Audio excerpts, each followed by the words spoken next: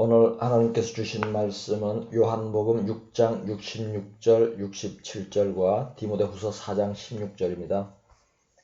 요한복음 6장 66절 67절과 디모데후서 4장 16절을 보겠습니다. 그때부터 그의 제자 중에서 많은 사람이 떠나가고 다시 그와 함께 다니지 아니하더라. 예수께서 12 제자에게 이르시되 너희도 가려느냐. 아멘. 내가 처음 변명할 때에 나와 함께 한 자가 하나도 없고 다 나를 버렸으나 그들에게 허물을 돌리지 않기를 원하노라. 아멘. 예수께서 기적을 일으키며 사역을 할 때에 많은 사람들이 따랐습니다. 그들은 병든 자들이고 귀신 들린 자들이고 배고픈 자들이었습니다. 그들은 육적인 것의 필요가 절실하였고 예수께서는 그들의 필요를 채워주었습니다. 또한 예수께서는 그들에게 영의 양식도 먹였고 그들의 영혼을 구원하려고 하였습니다. 그러나 예수를 따르던 수많은 사람들이 결국 예수를 떠났습니다. 본문 첫 번째 말씀을 보겠습니다. 그때부터 그의 제자 중에서 많은 사람이 떠나가고 다시 그와 함께 다니지 아니하더라. 예수께서 12 제자에게 이르시되 너희도 가려느냐. 아멘. 예수를 따르던 많은 사람들이 떠나버리자 예수께서 12 제자들도 떠나려는지 물었습니다. 12 제자들은 떠나지 않을 것이라고 하였지만 그 외의 사람들은 모두 예수를 떠났습니다. 이들은 자신의 육적인 욕구가 채워져서 떠나기도 하고 영적인 가르침에는 관심이 없으므로 떠나기도 하는 것입니다. 이처럼 사람들은 영적인 것보다는 육적인 것을 더 좋아합니다. 그러므로 병을 치료하거나 떡으로 먹일 때에는 따르다가 그것이 중단되면 따르지 않는 것입니다. 요한복음 6장 63절을 보겠습니다. 살리는 것은 영이니 육은 무익하니라. 내가 너희에게 이른 말은 영이요 생명이라. 아멘. 이 구절은 예수께서 많은 사람들 앞에서 한 설교 중에 일부입니다. 예수님의 가르침을 듣기 위하여 모인 사람들은 육적인 것을 갈망하는 사람들이었습니다. 이들은 예수를 통하여 그러한 욕구를 충족해왔던 사람들입니다. 이러한 사람들 앞에서 예수께서 육이 무익한 것이라는 설교를 한 것입니다. 이 말씀 직전에는 예수의 살과 피에 대한 어려운 설교도 하였습니다. 이러한 설교를 들은 사람들은 아마도 이제 오병이어 기적이나 병 고치는 기적은 더 이상 볼 수 없을 것이라고 판단을 하였을지 모릅니다. 또한 설교가 너무 어려워 불만도 있었을 것입니다. 요한복음 6장 60절을 보겠습니다. 제자 중 여럿이 듣고 말하되 이 말씀은 어렵도다. 누가 들을 수 있느냐 한데. 아멘. 이 구절은 예수님의 설교를 듣고 제자들이 한 반응입니다. 그 설교는 예수의 살을 먹고 피를 마셔야 영생한다는 내용이었습니다. 이 말씀이 어려워서 이해를 할 수 없다고 했는데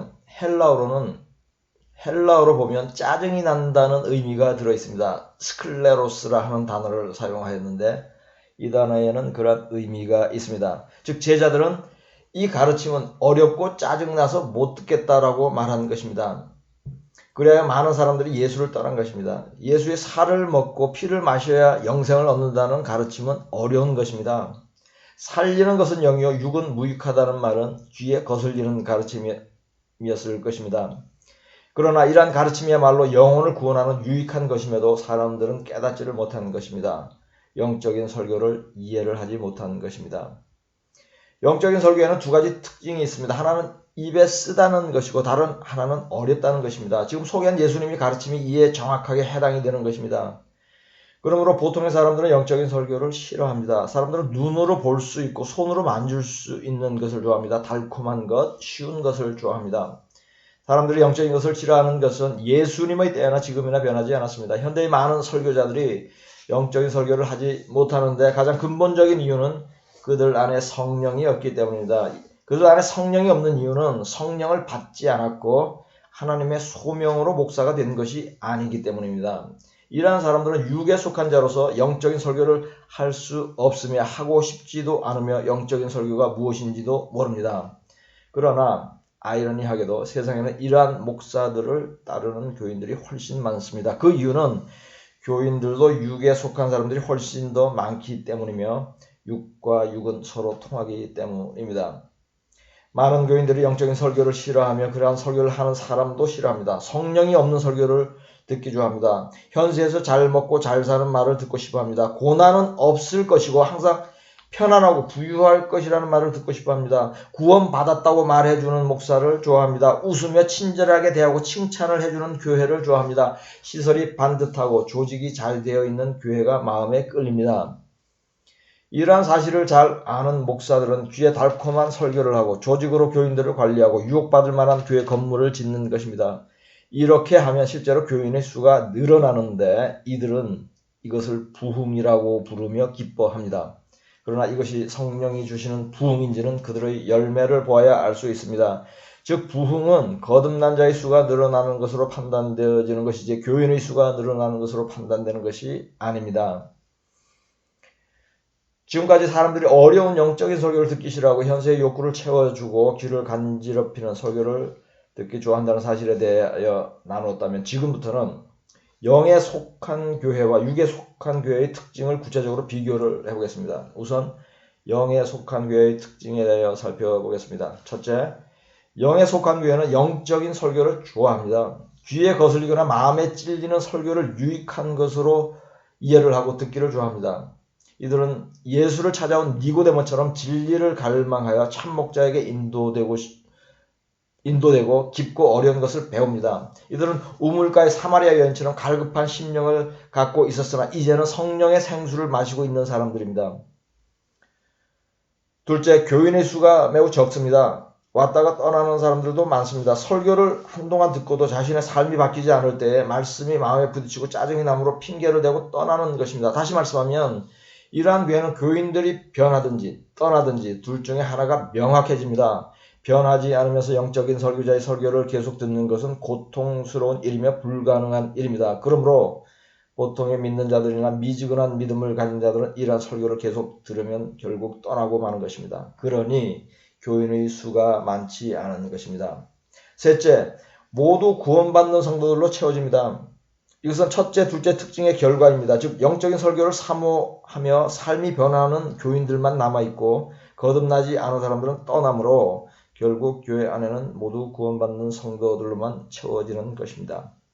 이 세 가지가 영적인 교회의 대표적인 특징인데 이것은 가장 모범적인 교회인 초대교회의 특징과 일치합니다. 다음은 육에 속한 한국 교회의 특징을 살펴보겠습니다. 초대교회와 대비를 하며 설명을 하겠습니다.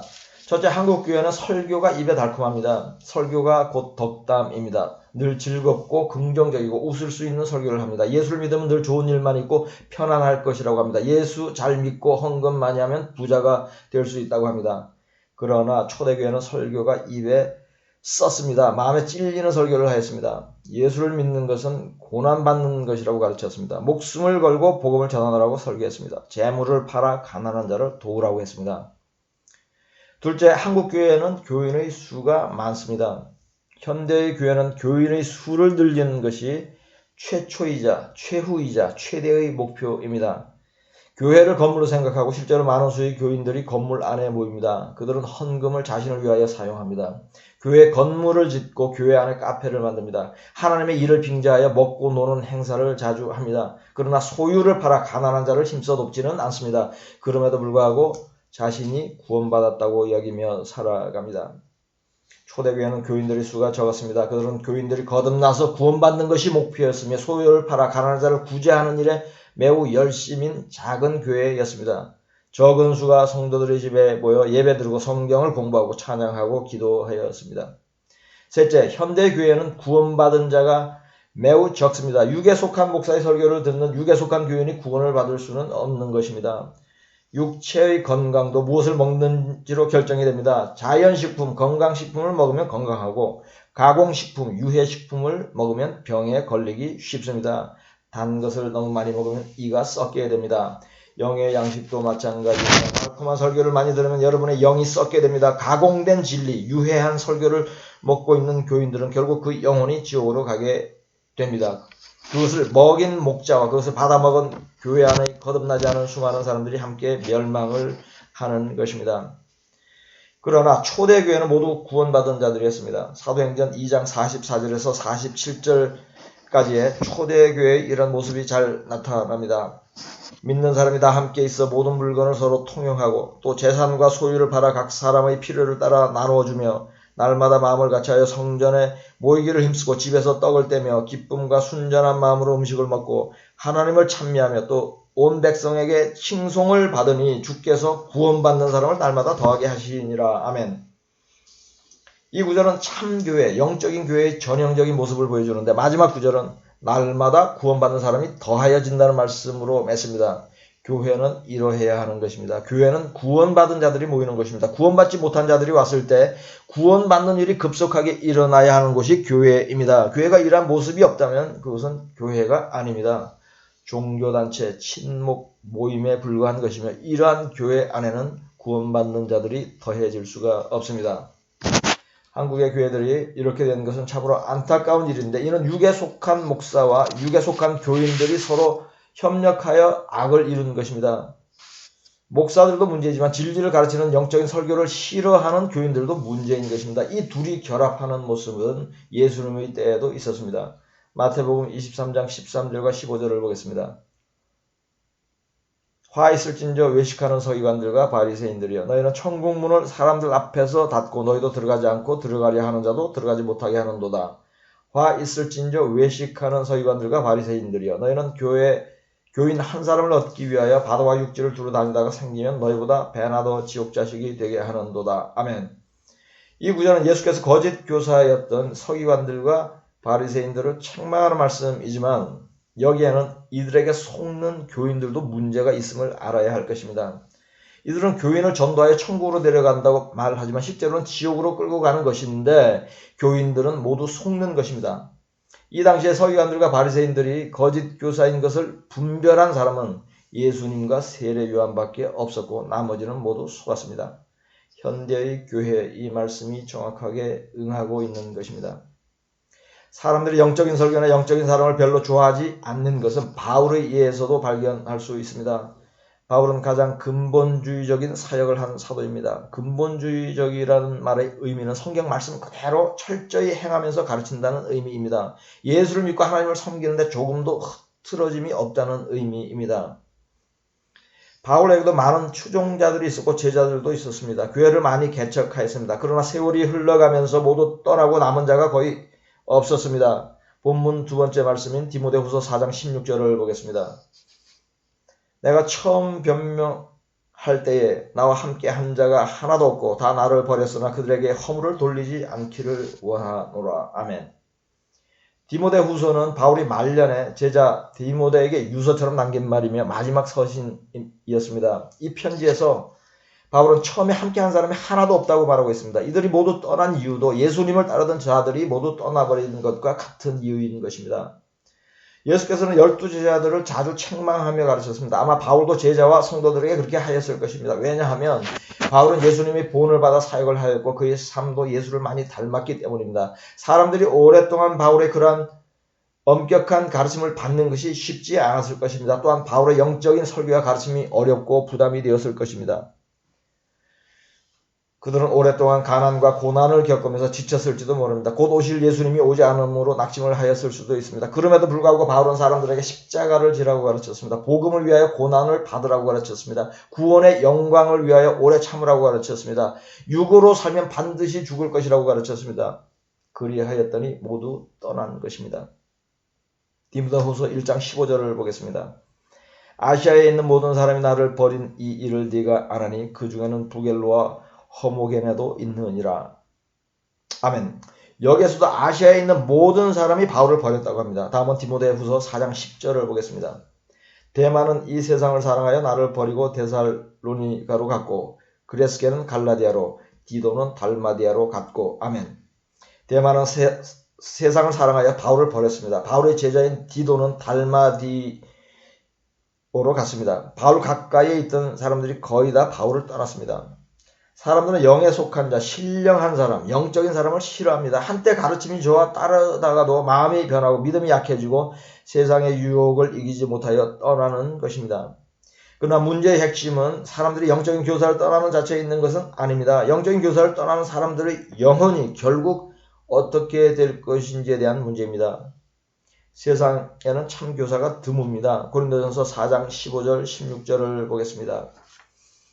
그리스도 안에서 1만 스승이 있을 때 아버지는 많지 아니하니 그리스도 예수 안에서 내가 복음으로써 너희를 낳았습니다. 그러므로 내가 너희에게 권하노니 너희는 나를 본받는 자가 되라. 아멘. 이 구절은 스승과 아버지를 구별하는 의미의 말씀이지만 동시에 참 스승과 거짓 스승에 대한 말씀이기도 합니다. 즉 세상에 많은 성경 교사가 있지만 바울처럼 모두 참 교사가 아니니 다른 교사를 본받지 말고 바울을 본받으라고 말씀하는 것입니다.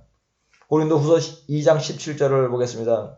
우리는 수많은 사람들처럼 하나님의 말씀을 혼잡하게 하지 아니하고 곧 순전함으로 하나님께 받은 것 같이 하나님 앞에서와 그리스도 안에서 말하노라. 아멘.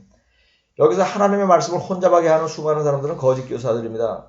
초대교회 당시에도 거짓 성경 교사들이 매우 많았다는 사실을 보여주는 말씀인데 바울은 그들과는 다른 참교사라고 말하고 있습니다. 이상으로 살펴보는 대로 참목사가 희귀한 것은 초대교회의 때나 현대나 변하지 않았습니다. 그렇다면 여러분이 참목자를 만나는 축복을 받았을 때는 하나님께 감사하며 끝까지 가르침을 받는 것이 중요합니다. 이것은 단지 좋은 교사에게 좋은 가르침을 받는 것 이상의 큰 의미가 있는 것입니다. 양들은 목자와 같은 운명입니다. 거짓 목자의 양들이 구원받을 수 없습니다. 참 목자의 양들이 구원받지 않을 수 없습니다. 그러니 여러분은 우선 참 목자를 만나게 해달라고 간절히 구하고 참 목자를 만나면 그를 떠나지 마십시오. 바울을 떠난 데마처럼 되지 말고 부겔로와 허모게네처럼 되지 말라는 것입니다. 그러나 여러분이 참 목자를 만나고 싶어도 구별을 할 수 없다면 만날 수가 없을 것입니다. 지금부터는 참 목자를 구별할 수 있는 지혜에 대해 나누어 보겠습니다. 참 목자의 완벽한 모형은 예수 그리스도입니다. 그 다음으로는 사도 바울이 참 목자의 좋은 예라고 할 수 있습니다. 바울은 성경에 소개된 인물 중에 가장 예수 그리스도를 닮은 삶을 살면서 사역을 하는 사람입니다. 예수 그리스도와 바울은 두 가지로 가르쳤습니다. 말로 가르쳤고 삶으로 가르쳤습니다. 그리고 그들이 가르친 것은 모두 삶으로 행하였습니다. 예수님은 자신이 아무것도 소유하지 않았으므로 사람들에게도 아무것도 소유하지 말고 자신을 따르라고 가르쳤습니다. 바울은 자신이 고난을 받으며 복음을 전하였으므로 제자들에게도 복음을 전하며 고난을 받으라고 가르쳤습니다. 자신이 방언을 말함으로 사람들에게 방언은 신령하고 좋은 것이므로 구하여 사용하라고 했습니다. 옷가게는 보통 모든 상품을 다 진열하기보다는 샘플만 보여주고 손님들이 실물을 고르는데 도움과 참고가 되도록 합니다. 즉 샘플이 있으면 그와 같은 물건이나 유사한 상품을 고르기가 쉬운 것입니다. 여러분도 참 목자를 찾을 때 같은 원리를 적용하면 쉽습니다. 예수님이나 사도 바울을 샘플로 삼아 찾으면 됩니다. 물론 똑같은 사람을 찾기는 쉽지 않을 것입니다. 가장 비슷한 사람을 찾으면 됩니다. 찾는 요령을 조금 더 말씀드리겠습니다. 첫째로 참 목사는 성경에 능통합니다. 여기서 주의할 점은 신학 지식에 능통한 것을 말하는 것이 아닙니다. 즉 신학 박사나 목회학 박사, 성교학 박사 학위를 가진 자는 해당되지 않는 것입니다. 오히려 이러한 사람은 성경을 잘못 푸는데 능통한 경향이 있습니다. 참 목사는 성경을 창세기부터 요한계시록까지 모두 알고 잘 가르치는 사람이어야 합니다. 그렇다면 요한계시록을 가르치지 않는 목사는 자격이 안 되는 것입니다. 요한계시록을 예로 든 이유는 한국 목사들의 99% 이상이 요한계시록 전체를 풀어 가르치지 않거나 가르치지 못하기 때문입니다. 요한계시록을 가르치는 극소수의 목사도 거의 신학책을 참고로 가르침으로 바르지가 않습니다. 신학은 진리에 사람의 이론을 섞은 것으로 바르지 않습니다. 성경교사는 교인들이 어떠한 성경에 관한 질문도 바로 정확하게 가르칠 수 있어야 합니다. 이것은 마치 수학교사가 수학교과서의 어떠한 내용도 학생들에게 바르게 가르칠 수 있어야 하는 것과 같이 당연한 것입니다. 그러므로 요한계시록을 가르치지 않는 목사는 참 목사일 수가 없습니다. 참 목사는 성령의 기름 부음이 모든 진리를 알아 가르치게 하므로 요한계시록에 대하여도 바르게 알아야 하는 것이 당연한 것입니다. 예수님과 바울의 가르침을 보면 그들이 얼마나 성경 말씀에 능통하고 해석을 잘 하는지를 알 수 있습니다. 특별히 구약 성경의 말씀을 많이 인용하여 가르치는데 성경에 해박하지 않으면 적절한 성경 말씀을 자유자재로 인용하여 설교를 할 수가 없습니다. 이들이 성경에 능통한 것도 성령이 기름을 부었기 때문에 가능한 것입니다.